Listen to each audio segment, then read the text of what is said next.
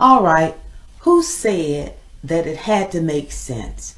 Who said that what God is telling you to do in this season had to make sense? Let me read Proverbs 3, verses 5 and 6. Trust in the Lord with all thine heart, and lean not unto thine own understanding. In all thy ways acknowledge him, and he shall direct thy path. So who said it had to make sense? When God tells us to do something, he means that we are to trust in him with all our heart and lean not to our own understanding. Could it be that there are things that God is going to tell you to do in this season that does not make sense? Or it could have been way back in the day he told you to do something that does not make sense. Well, if he told you to do it, he has a purpose in it, and he still causes all things to work together for the good for them that love the Lord and are called according to his purpose.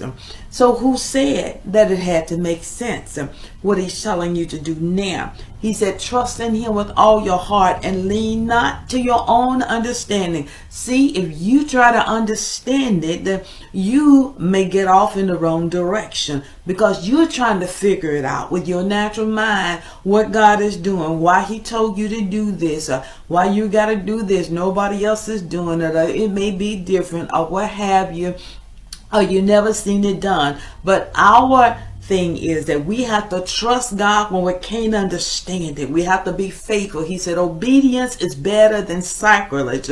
So it means that God desires that we keep on doing that thing.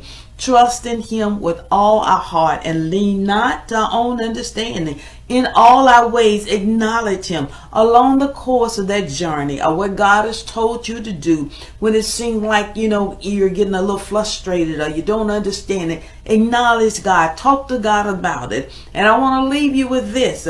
When God told Noah to build the ark, that the rain was coming, what sense did that make? They never seen rain before. Yet Noah was faithful all those years, about 100 years or more. He worked on that ark, obeying God, diligently doing what he was doing, nailing wood, putting this ark together, and it did not make sense. No doubt people laughed at him or whatever, but he kept on doing it. What sense did it make?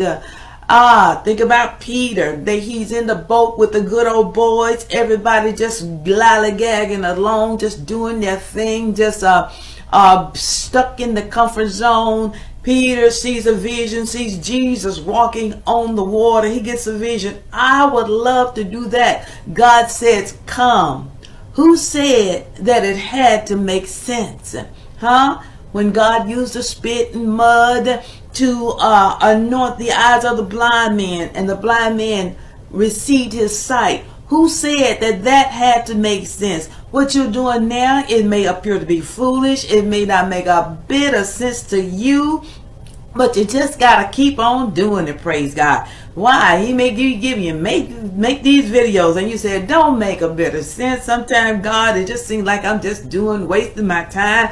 But nevertheless, not my will, but thy will be done. Nevertheless, Peter said, at thy word. They were out on the boat, had been fishing. They had got nothing. After Jesus finished ministering, he tells Peter, cast your net on the other side. And Peter said, well, we've been fishing all night. We caught nothing. But nevertheless, he obeyed the word of the Lord. And I'm charging you to keep it moving. Keep it moving. Keep it moving. That's all I got to say. Keep it moving. And I get a sense that God is saying, keep it moving. Don't stop now. You're too close. So God bless you. Godspeed. I'll see you out there walking on the water.